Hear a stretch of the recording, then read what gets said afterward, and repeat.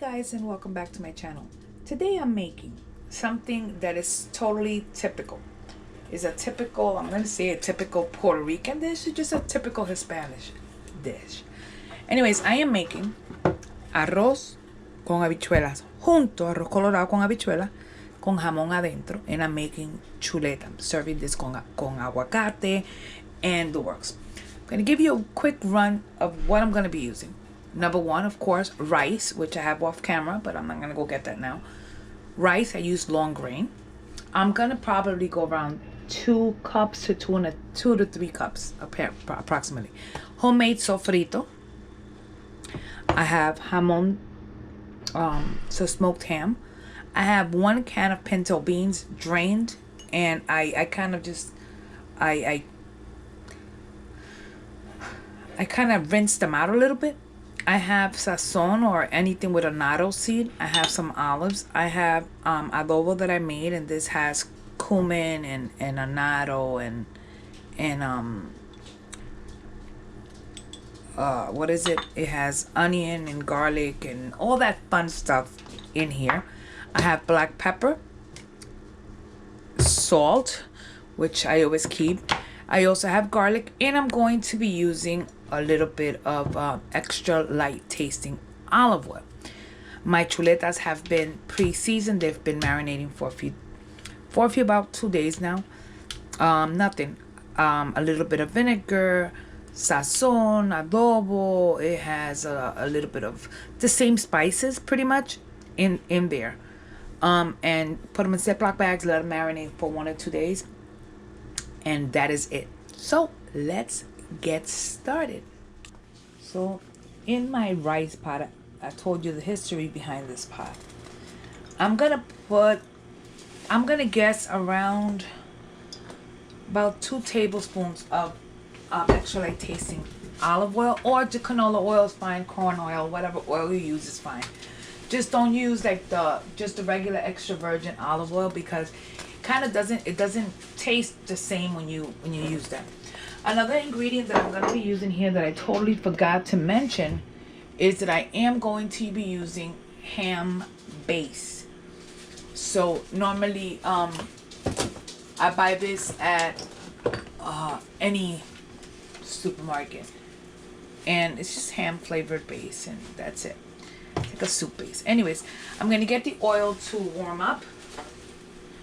And while the oil is warming, I'm going to grab my sofrito. Let's grab a spoon, and we're going to add, I'm going to say again about 2 tablespoons of sofrito. That's what we have on there now. In the sofrito, we're going to add our sazon. And we're going to give this a turn. We're going to let this go for just a little bit, only because I want the aromas of the sofrito to start cooking, because it releases all its goodness, and it is shown. Anyways, in that, we're going to let it just go for just a few seconds. And we're adding our jamón. Now, the good thing about this jamón is you can tell it's still a little frozen. But this jamón, guys, this is gonna give this rice a flavor like you, my dear, would not imagine. It gives it a flavor that is like our to-go-to. My hubby loves it. And of course, you know, we gotta make them happy from time to time. Don't do it always, because then they get used to it. But from time to time is okay. So we're gonna let this go for a little bit. And we're gonna go ahead and add a little bit of black pepper. This is optional. It's up to you. If you do not like black pepper, or you have a sensitive stomach and you cannot eat black pepper, or you've been told not to, omit it. I'm also going to be adding some cilantro in a minute, but I'm going to let this cook for just a few minutes. So now that it's been boiling, we're going to add our beans. Give it a stir. You could already tell this is going to be totally awesome. We're going to add our olives. We're going to add a handful of cilantro. Yes, even the little stems. I cut off most of the stems, but I always leave a little bit of stems because to me, it gives it flavor. So I'm going to add some water.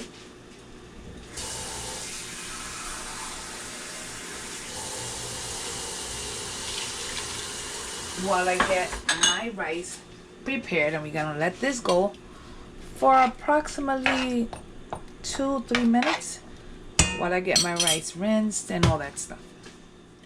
So I have some frozen peppers which I'm adding in here. I should have taken them out, but I didn't, but it's okay. I usually will add pimientos morrones to this, but I did not have any, and I remembered that I have these in the freezer. So that's it. We're gonna let these go, and we're gonna be adding our rice. Now our rice, I have pre-rinsed it. Now it's always been a question that people have always asked me, Lala, do you rinse your rice? And a lot of people say, I don't rinse my rice, it's not good to rinse your rice. Let me tell you something. I'll leave that up to you. I learned from when I was a little girl, my whole life, I've learned that you wash your rice. In culinary school, they tell you not to, because of the nutrients, blah, say blah. You know what? Culinary school or not, I am rinsing my rice. I don't know where that rice was before it got to me. I don't know if what's going on in the plant. And nope, I don't want to know. So I wash my rice. If you do not, that is on you. Anyways, at this moment, I'm going to add about a tablespoon of my ham base. And I'm going to let this just go for 2 seconds while I get my rice, which, like I said, I have pre-rinsed. So in here, I have got 3 cups of rice. And I'm going to add water to it.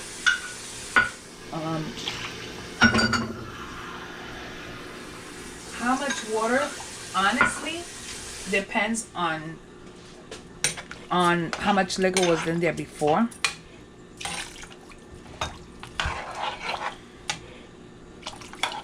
Okay, I think that's fine. Now, before we finish here, because I'm trying to do this faster so I can show you. I'm adding my more cilantro. Why more cilantro? Because it's already chopped and I'm gonna add it. I'm gonna add a little bit of my adobo that I did. After I add, I'm gonna be tasting because then I'll know whether it needs. I'm adding what I took out. So which is about a tablespoon, and not a teaspoon, but a tablespoon of my homemade one, because my homemade one is not super salty. And now I'm gonna grab my salt, and I'm going to add, in fact, I'm adding table salt to this. Remember that it's a lot of rice, so it's gonna take a lot of salt. How much salt? This is the way I learned to make my rice. I'm actually gonna add a little bit more water. I'm gonna add the 2 cups that I took out. How much salt is the way I base it. I taste the liquid, so I need the liquid to be a little salty, because remember, all that rice needs to get flavored. So if you do not want to add too much salt, so they don't. You could always add salt later.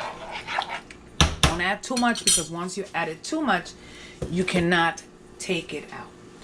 Anyways, So what we're gonna do here, just like I did my arroz con gandules in the last video that I made, we're gonna let this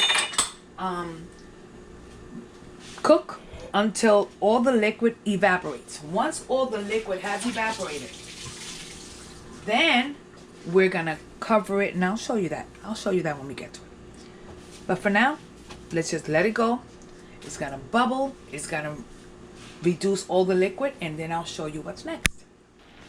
If you see now, the liquid is pretty much evaporated. It's still a little bit left, but it's okay. At this point, we just wanna give it a stir. Let me grab something. Give it a quick stir. This thing decided to mess with me.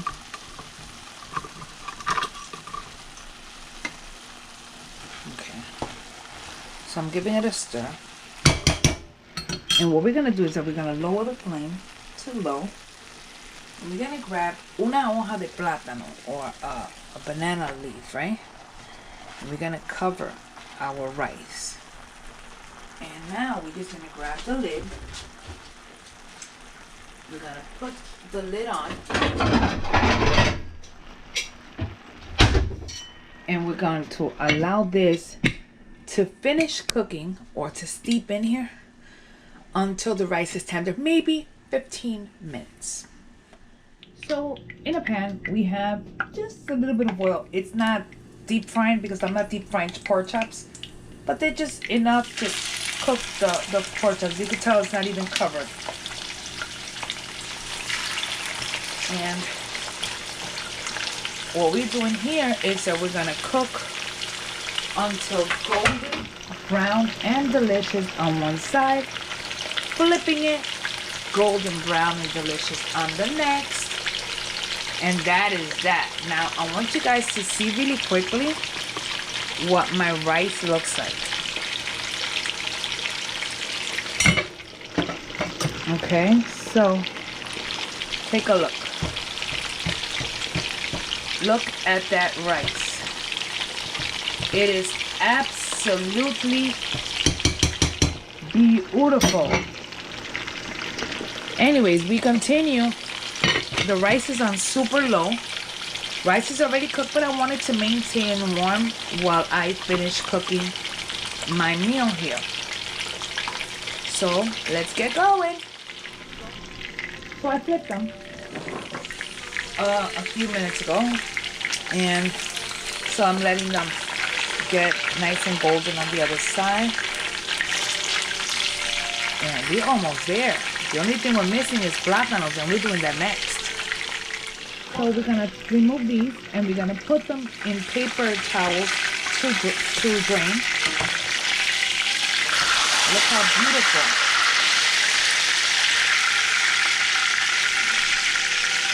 We got one more to go. And in the same pot, while one chuleta is cooking, I'm gonna put my maduros.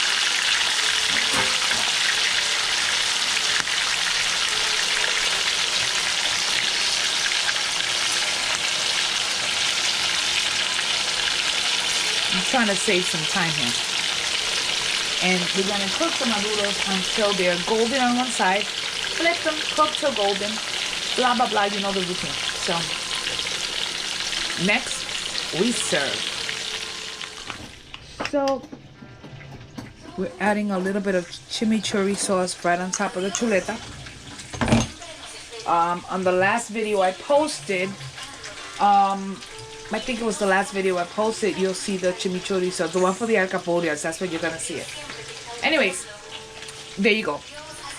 Arroz con habichuelas juntos, o arroz colorado con habichuelas, plátanos maduros, chuleta, chimichurri y aguacate. ¿A qué boricua no le gusta ese plato? Diantre. Anyways, thanks for watching. This is Lala here at Maddie's Puerto Rican Kitchen and more. Thanks for watching. Please don't forget to like, subscribe, and share. God bless you, and I will see you on the next video. Bye!